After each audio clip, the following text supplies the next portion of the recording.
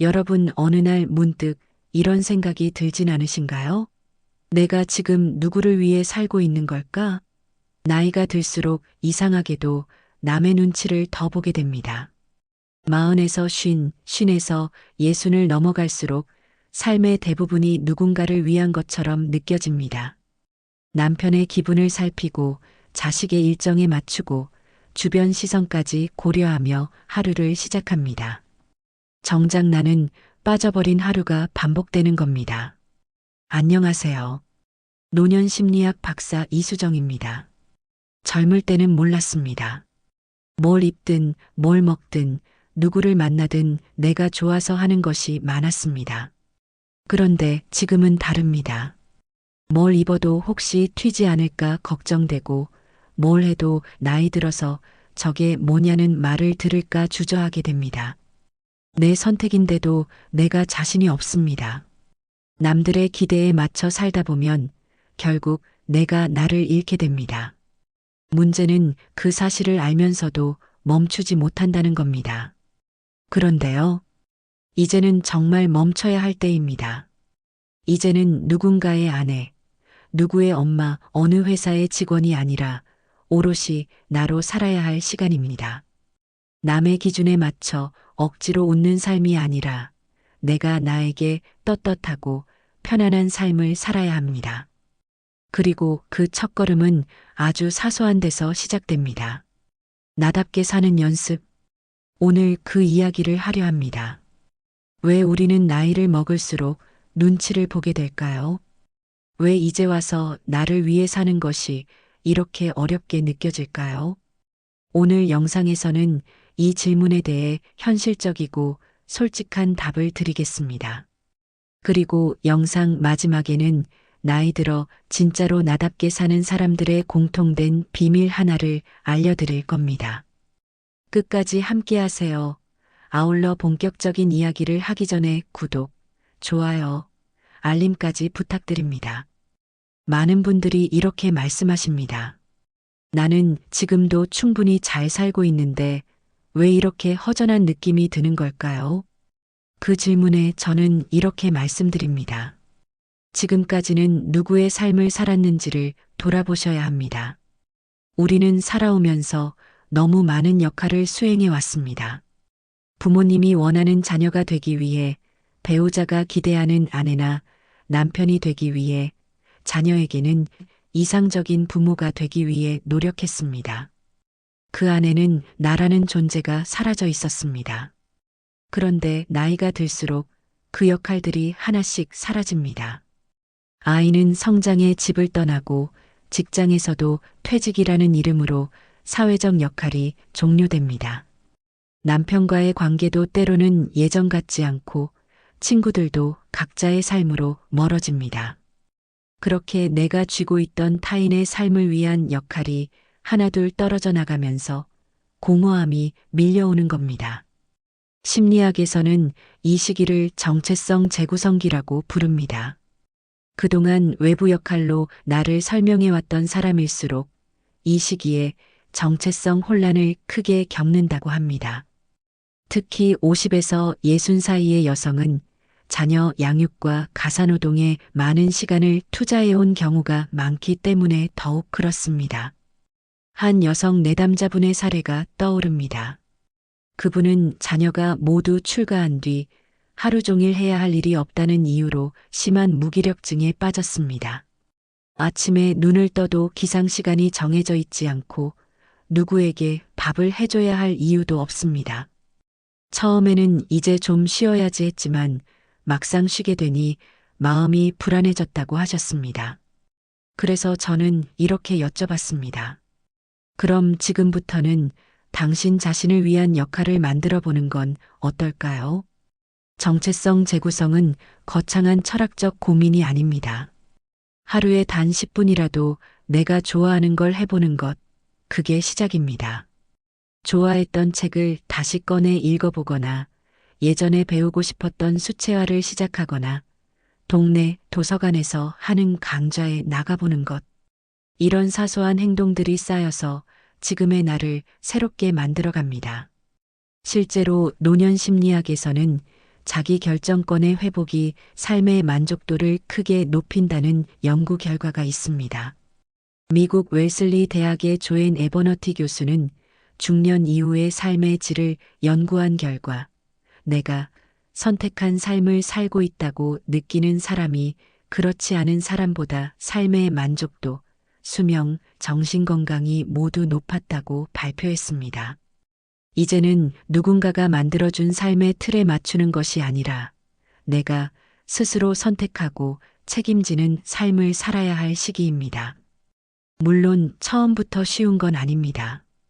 평생 누군가의 기대에 맞춰 살아온 사람이 갑자기 자기 중심적인 삶을 살라는 건 낯설고 어색할 수밖에 없습니다. 그래서 연습이 필요합니다. 가장 먼저 해볼 수 있는 건 작은 결정권을 회복하는 것입니다.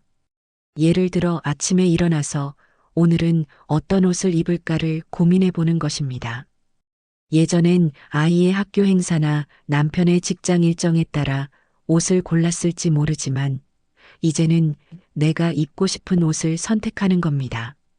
또 하나는 식사입니다. 늘 가족의 취향에 맞춰 음식을 해왔다면 이제는 내가 먹고 싶은 음식을 준비하는 겁니다. 김치찌개보다 크림 파스타가 당긴다면 망설이지 말고 나를 위한 점심상을 차리세요. 중요한 건 그 식사를 하며 이건 내가 나를 위해 만든 밥상이야라고 인정하는 것입니다. 경제적인 부분에서도 같은 원리가 적용됩니다. 오랫동안 가족을 위해 절약하고 참아왔던 소비 습관에서 벗어나 스스로에게 투자하는 경험을 가져보는 것입니다. 예를 들어 그동안 망설였던 운동화 한 켤레, 수강료 5만 원짜리 온라인 클래스도 좋습니다. 그 돈이 아까운 것이 아니라 그 선택을 내가 했다는 사실이 중요합니다. 이런 작은 경험이 쌓이면 자기 효능감이 생깁니다. 나는 나를 만족시킬 수 있는 사람이다라는 확신이 생기면 외부의 평가나 시선에 흔들리지 않게 됩니다.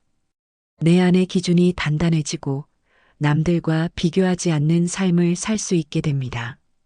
정리하자면 지금 우리는 새로운 삶의 무대를 만난 것입니다.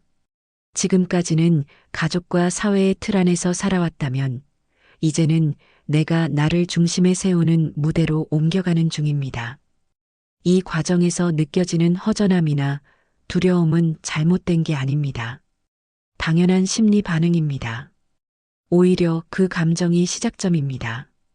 지금 이 영상을 보고 계신다는 것 자체가 이미 여러분은 자기 삶의 주도권을 되찾기 위한 출발선에 서 계신 겁니다. 그러니 너무 늦었다는 생각, 나이는 핑계가 되지 않습니다. 지금 이 순간부터 내가 나를 위해 무엇을 할 수 있을지를 고민해 보는 것. 그것이 바로 나답게 사는 삶의 첫 페이지입니다.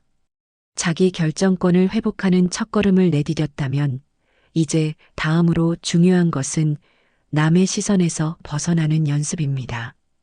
생각보다 많은 분들이 자신이 누구보다 자유롭다고 믿으면서도 여전히 주변의 말과 시선에 자신의 감정을 맡긴 채 살아가고 있습니다. 실제로 심리학에서는 이를 외부 통제 성향이라고 부릅니다.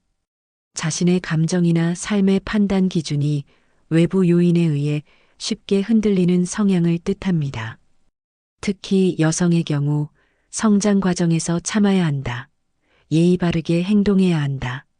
튀지 말아야 한다는 사회적 학습을 반복적으로 받으며 이 성향이 강화되는 경우가 많습니다. 이런 성향은 나이가 들수록 오히려 강해지는 경향이 있습니다. 왜냐하면 중년 이후에는 사회적인 평가나 경제적 지위가 줄어들면서 사람들은 자신이 어떻게 비춰질지를 더욱 민감하게 받아들이게 되기 때문입니다. 한 상담 사례를 소개하겠습니다. 60을 넘긴 한 여성 내담자분은 손주 돌잔치에 입고 갈 옷을 고르지 못해 상담실을 찾았습니다. 그녀는 이 나이에 너무 화려하게 보이면 안 될 것 같고 너무 수수하게 입으면 자식들이 체면이 안 설까봐 고민돼요. 라고 말했습니다. 단순한 옷 선택이었지만 사실 그녀의 고민은 다른 사람들이 자신을 어떻게 볼까에 대한 두려움이었습니다. 이런 불안은 일상에서도 자주 나타납니다. 식당에서 메뉴를 고를 때도 다른 사람이 먹는 걸 따라 고르거나 눈치를 봅니다. 여행을 떠날 때조차 이 나이에 여행이 사치 아닌가요? 라고 주저하는 분들도 있습니다. 그렇게 사소한 선택 하나에도 남의 생각을 먼저 계산하는 습관이 깊게 자리 잡혀 있는 겁니다. 이때 우리가 해야 할 일은 바로 내면의 기준을 재정비하는 작업입니다. 심리학자 칼 로저스는 인간의 성장에 가장 방해가 되는 요소로 조건부 자기 가치를 꼽았습니다. 이는 내가 어떤 행동을 했을 때만 가치 있다고 느끼는 것으로 대부분은 외부의 인정을 통해 자존감을 유지하려는 경향을 보입니다. 예를 들어 남들이 보기 좋게 행동했을 때만 나는 괜찮은 사람이다. 아이들이 나를 고맙게 생각해야만 내가 존재할 이유가 있다. 이러한 생각이 깔려 있으면 남의 시선을 벗어나기 어렵습니다. 그렇다면 어떻게 해야 할까요? 첫 번째는 의식적인 독립 감정 훈련을 하는 것입니다. 다음과 같은 연습을 해보세요. 아침에 눈을 떴을 때 오늘 내가 입고 싶은 옷을 입습니다. 옷장이 아니라 내 기분을 기준으로 선택합니다. 거울 앞에 서서 이 옷이 내 기분을 좋게 만든다라고 말해보는 겁니다. 두 번째는 SNS나 주변 사람들의 삶과 비교하지 않는 훈련입니다. 지금 누군가는 자식이 결혼해서 외국에 살고 있고 누군가는 손주 자랑을 매일 합니다. 하지만 그런 정보가 나의 현재를 위협하게 두면 안 됩니다. 당신의 삶은 비교 대상이 아니라 독립된 시간의 흐름 속에 존재하는 하나의 고유한 서사입니다. 심리학적으로도 비교는 자존감을 갉아먹는 가장 빠른 지름길입니다. 하버드 대학교 심리학과 토머스 길로비치 교수는 사람은 비교할수록 스스로에 대한 만족도가 낮아진다는 실험 결과를 발표한 바 있습니다. 특히 소득, 자녀 성취도, 주거 환경 등 객관적 조건보다 상대적 비교가 삶의 행복도를 가장 크게 떨어뜨리는 요소였다고 합니다.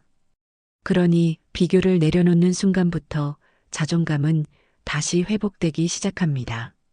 세 번째는 나만의 응원 문장을 갖는 것입니다. 이는 실제로 인지행동 치료에서 사용하는 기법이기도 합니다. 예를 들어 다음과 같은 문장을 하루에 3번씩 소리내어 말해보는 겁니다. 나는 내 선택을 존중합니다. 나는 오늘도 나답게 살아갑니다. 남보다 나에게 더 솔직한 사람이 되겠습니다. 이 문장은 단순하지만 반복할수록 자기 신념이 강화됩니다.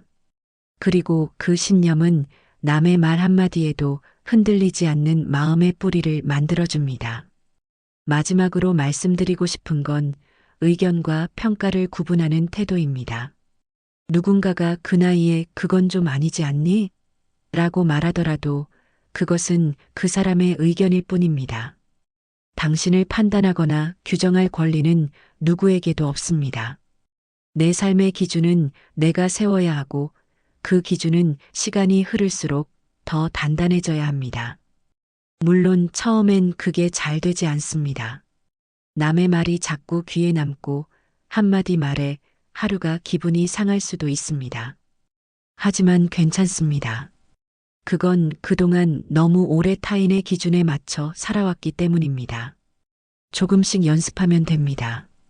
처음에는 작고 사소한 선택부터 점점 나를 중심에 두는 경험이 쌓이면 어느 순간 달라진 나를 마주하게 됩니다. 그때 당신은 느끼실 겁니다. 이게 바로 내가 살아있다는 느낌이구나. 이제야 진짜 내 삶이 시작된 것 같구나. 자기 결정권을 되찾고 남의 시선에서 벗어나는 연습을 했다면 이제 마지막으로 중요한 건 그 상태를 지속하고 확장하는 힘입니다. 말하자면 나답게 사는 삶을 일시적인 선택이 아닌 일상화하는 능력입니다. 많은 분들이 어느 정도 자신을 되찾는 데까지는 성공하지만 시간이 지나면 다시 누군가의 감정에 휘둘리고 타인의 삶에 자신을 끼워 맞추며 과거로 되돌아가는 경우가 많습니다. 심리학적으로 이것은 관계의존 회귀 현상이라고 부릅니다. 자기 주도성을 경험했더라도 기존의 습관과 정서적 안전지대를 다시 찾으려는 본능적 회귀작용이 일어나는 겁니다. 특히 관계 중심적 성향이 강한 분일수록 외로움을 회피하기 위해 다시 예전의 태도로 돌아가 버릴 가능성이 높습니다.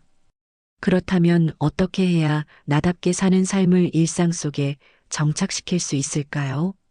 첫 번째 방법은 나만의 시간 루틴 만들기입니다. 여기서 말하는 루틴은 반드시 생산적이거나 효율적인 활동을 의미하지 않습니다. 중요한 건 그 시간이 남을 위한 시간이 아니라 오롯이 나를 위한 시간이라는 점입니다.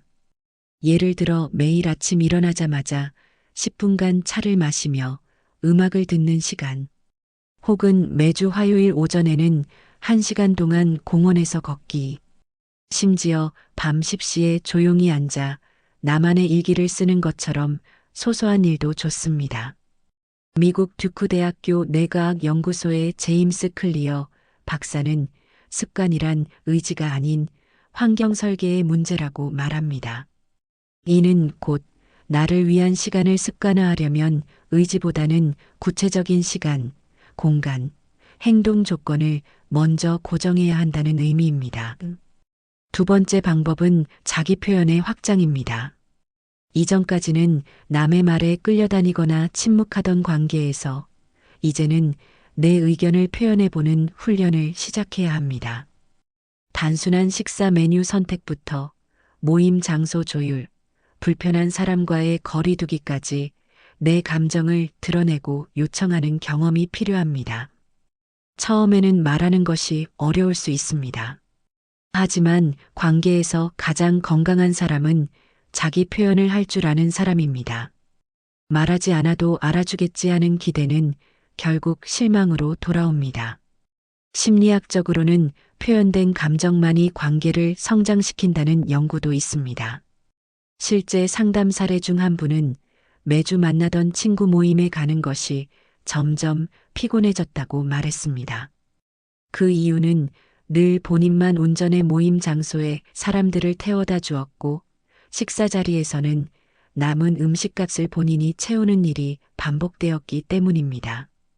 이분이 저에게 말했습니다. 다들 내가 좋아서 하는 줄 알아요. 사실은 말 못해서 그런 건데. 그래서 저는 제안 드렸습니다. 이번에는 솔직하게 말씀해 보세요.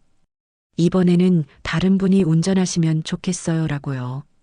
그렇게 단 한 번 표현했을 뿐인데 이후로는 역할이 자연스럽게 분배되었다고 합니다. 그리고 무엇보다 이분은 이렇게 말씀하셨습니다. 제 마음을 말하고 나니 이상하게도 마음이 한결 가벼워졌어요. 자기 표현은 단지 의견 전달이 아닙니다. 나의 존재를 존중받게 만드는 방식입니다. 세 번째는 배려의 기준을 재정의하는 것입니다. 지금까지 우리는 배려를 내가 참고 양보하는 것으로 배워왔습니다. 하지만 건강한 관계에서는 나를 해치지 않는 선에서의 배려가 진짜입니다. 프랑스의 심리학자 자크 살로메는 너와 나 사이에 선을 그을 수 있어야 비로소 관계가 깊어진다고 말합니다. 이 말은 곧 나의 감정과 타인의 감정을 구분할 수 있어야 한다는 의미입니다. 내가 피곤해도 누군가의 부탁을 거절하지 못하고 내가 하기 싫은 일을 억지로 떠맡는 것. 이건 배려가 아니라 자기 소외입니다. 이런 삶이 반복되면 결국 마음속에서는 억울함이 쌓이고 나중에는 스스로를 원망하게 됩니다. 따라서 이제는 내가 건강해야 다른 사람도 진심으로 배려할 수 있다는 인식을 가져야 합니다. 내가 지치지 않고 내 자리를 지키는 것이 오히려 더 성숙한 관계를 만드는 길입니다. 마지막으로 중요한 것은 내 삶의 의미를 나에게서 찾는 것입니다. 젊었을 때는 성과나 관계, 타인의 평가 속에서 삶의 의미를 찾았을지 모릅니다. 하지만 중년 이후에는 그 의미를 내면에서 찾아야 합니다. 그 의미는 대단한 것이 아닙니다. 오늘 아침 해가 드는 창가에서 커피를 마시며 평온함을 느끼는 것. 내가 심은 화분이 자라는 것을 매일 지켜보는 기쁨. 새로운 책 한 권을 읽고 스스로의 생각을 정리해보는 시간. 이런 일상 속 작은 만족이야말로 지속 가능한 의미입니다. 미국 심리학 해지에 실린 연구에 따르면 일상에서 작은 의미를 자주 느끼는 사람은 스트레스에 대한 회복력이 높고 외로움에 덜 민감하며 심지어 심혈관 질환 발생률도 낮다고 밝혀졌습니다. 결국 삶의 질은 크고 멋진 일이 아니라 일상의 방향을 누가 정하고 있느냐에 달려 있습니다. 그 방향이 남이 아닌 나여야 합니다. 그리고 그 나를 꾸준히 유지할 수 있는 사람, 그 사람이 결국 진짜 나답게 살아가는 사람입니다. 이제 마지막으로 짚고 넘어가야 할 것이 있습니다. 바로 관계입니다. 아무리 나답게 살기로 결심하고 내 감정을 솔직히 표현하고 삶의 리듬을 찾으려 해도 결국 주변에 있는 사람들이 그 결심을 흔들어 놓는다면 마음의 균형은 쉽게 무너집니다. 그래서 우리는 이 시점에서 한 가지 질문을 던져야 합니다. 지금 내 주변의 사람들은 나를 더 건강하게 만들어주는 관계인가요? 관계는 나이 들수록 단순해지는 것 같지만 오히려 더 복잡하고 섬세해집니다. 젊을 때는 일 때문에, 아이 때문에, 사회적 이유로 다양한 사람들과 어울릴 수밖에 없었습니다. 하지만 50에서 60을 지나 일에서 손을 떼고 자녀도 독립한 이후에는 관계의 본질이 훨씬 더 선명하게 드러납니다. 그동안 해야 하니까 만났던 사람들과는 자연스럽게 멀어지게 되고 정말 편한 사람만 남기 시작합니다. 그런데 문제는 그 편한 사람마저도 나를 지치게 만들고 있다면 우리는 관계에 대해 다시 생각해 봐야 합니다. 예를 들어보겠습니다. 10년 넘게 알고 지낸 친구가 있습니다. 자주 연락도 하고 함께 식사도 하며 겉보기에는 돈독한 사이였습니다. 하지만 만날 때마다 그 친구는 늘 자신의 힘든 이야기만 합니다. 남편 이야기, 자식 이야기, 경제적인 어려움 이야기. 처음엔 공감해줬지만 어느 순간부터는 내 기운까지 빨리는 느낌이 들기 시작합니다. 어쩌면 이 이야기를 들으시는 분 중에서도 비슷한 경험을 해보신 분이 있을 겁니다. 이처럼 중년 이후의 인간관계는 단순한 친분이 아니라 에너지 교환의 균형이 중요해집니다. 즉, 내가 누군가를 만난 이후에 기분이 가벼워지고 편안해지는가, 아니면 무겁고 피곤해지는가. 이것이 바로 관계를 판단하는 기준이 되어야 합니다. 심리학자 바바라 프레드릭스는 인간의 감정을 감정 자산이라고 표현합니다. 사람은 감정적으로 좋은 자산이 쌓일수록 삶의 질이 높아지고 부정적인 자산이 쌓일수록 삶의 의욕이 줄어든다고 설명합니다. 그리고 가장 강력한 감정 자산의 출처는 바로 사람과의 관계입니다. 따라서 이제는 얼마나 오래 알고 지냈느냐보다 그 관계가 나에게 어떤 감정 자산을 주고 있는가가 기준이 되어야 합니다. 한때는 좋은 친구였지만 지금은 만날 때마다 비교당하고 깎이고 자존감이 낮아지는 관계라면 조용히 거리를 두는 것이 건강한 선택입니다. 관계를 정리한다는 건 반드시 싸우거나 등을 돌리는 것을 의미하지 않습니다. 그저 물리적, 심리적 거리감을 조정하는 것입니다. 예를 들어 주말마다 만났던 모임이라면 2달에 한 번 정도로 조정해 보는 것. 하루에 5번씩 하던 연락을 하루에 한 번으로 줄이는 것. 그리고 마음속으로 이런 문장을 한번 떠올려 보는 겁니다. 나는 나를 지키기 위해 이 관계의 속도를 조절할 권리가 있다. 한 남성 내담자분의 이야기입니다. 이분은 은퇴 후 등산 모임에 나가기 시작했습니다. 처음에는 건강도 챙기고 새로운 친구도 만들겠다는 마음이었습니다. 그런데 시간이 지날수록 한 사람이 자신에게 유독 빈정대는 말투로 대하며 자꾸 자존심을 건드렸다고 합니다. 그래도 너는 돈 좀 모아놔서 좋겠다. 내 자식은 명문대 나왔다며? 그게 다 운이지 뭐. 이런 식의 말이 반복되자 그는 점점 모임 자체가 스트레스가 되어버렸습니다. 결국 그는 용기를 내어 그 모임을 그만두었습니다. 대신 근처 주민센터에서 수채화 동아리를 찾았습니다. 조용히 각자 그림을 그리고 가끔 소소한 이야기를 나누는 분위기 속에서 그는 다시 안정감을 찾았다고 합니다. 관계를 정리하니 마음이 편해졌습니다. 이상하게도 건강검진 수치도 좋아졌어요. 이것이 바로 건강한 관계의 위력입니다. 좋은 관계는 우리의 면역력을 높이고 나쁜 관계는 마음뿐 아니라 몸까지 병들게 만듭니다. 실제로 미국 카네기 멜론 대학교의 연구에 따르면 감정적으로 소진되는 인간관계를 많이 가진 사람은 면역력이 40% 가까이 떨어진다고 보고됐습니다. 이제는 관계를 유지하는 데 드는 에너지보다 내 삶의 평안과 안정감이 더 중요한 기준이 되어야 합니다. 다음과 같은 점검 리스트를 활용해 보세요. 이 사람을 만나고 나면 기분이 가벼운가 무거운가? 내 이야기를 들어주는가 아니면 본인 이야기만 하는가? 나의 선택과 삶의 방식을 존중해 주는가? 내가 무리해서 맞춰주고 있지는 않은가? 이 중 세 가지 이상에 해당된다면 그 관계는 이제 속도 조절이 필요한 관계입니다. 그리고 당신은 그것을 결정할 권리가 있습니다. 이것은 이기적인 게 아니라 성숙한 자기 존중의 한 방식입니다. 관계를 잘 정리할 수 있는 사람만이 진짜 나답게 살 수 있습니다. 가장 가까운 관계부터 나를 지켜야 진짜 나로 살 수 있는 공간이 생깁니다. 이제까지의 내용을 통해 우리는 나답게 사는 삶의 기초를 다졌습니다. 나를 중심에 두고 남의 시선에서 벗어나며 관계를 정리하고 감정의 균형을 되찾는 과정까지 거쳤습니다.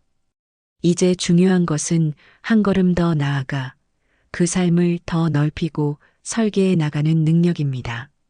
다시 말해 회복된 나를 바탕으로 삶을 재창조하는 과정입니다. 많은 분들이 이런 고민을 하십니다. 이제 나를 위해 살기로 했는데 막상 뭘 해야 할지 모르겠어요. 할 줄 아는 것도 없고 내가 뭘 좋아하는지도 모르겠어요. 이런 고민이 드는 건 당연합니다. 그동안 우리는 너무 오랫동안 타인을 위한 삶만 살아왔기 때문입니다. 여기서 중요한 건 목표보다 방향입니다. 지금 당장 뚜렷한 목표가 없어도 괜찮습니다. 방향만 있다면 그 방향으로 한 걸음씩 나아가는 과정 자체가 삶의 의미가 되기 때문입니다. 그 첫 번째는 바로 무엇을 하느냐보다 어떻게 살아가느냐에 집중하는 것입니다. 미국의 심리학자 마틴 셀리그먼은 인간의 삶에서 중요한 요소로 인생 모델을 제시했습니다. 그는 말합니다. 행복한 사람과 불행한 사람의 차이는 성공의 유무가 아니라 삶의 의미를 느끼는 빈도다. 의미는 어디서 오느냐? 바로 몰입에서 옵니다. 무엇이든 좋습니다.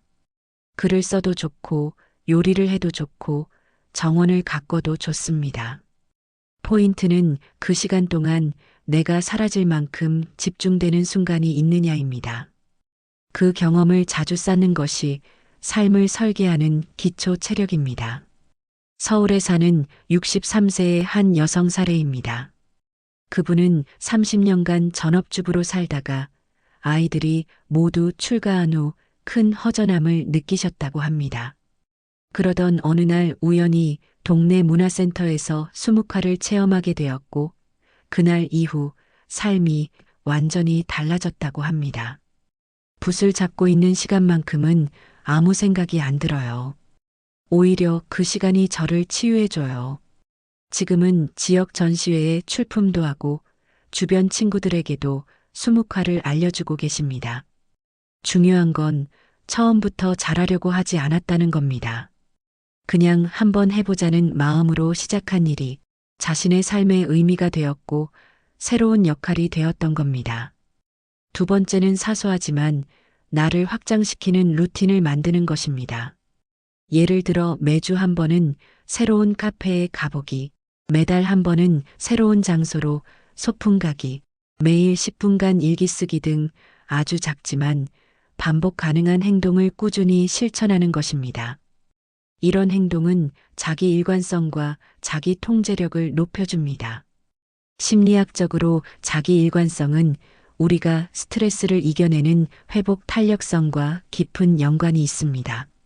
하루하루 똑같은 루틴을 반복하는 것이 지루해 보일 수 있지만 그 안에서 나만의 의미와 기쁨을 발견할 수 있다면 그것이 바로 인생을 설계하는 힘입니다. 세 번째는 새로운 정체성을 입어보는 연습입니다. 지금까지 살아온 삶은 어쩌면 주어진 역할을 충실히 수행해온 삶이었을 수 있습니다. 하지만 이제는 그 역할에서 벗어나 새로운 자아를 입어볼 수 있습니다. 예를 들어 이런 생각을 해보는 겁니다. 나는 지금부터 누구인가?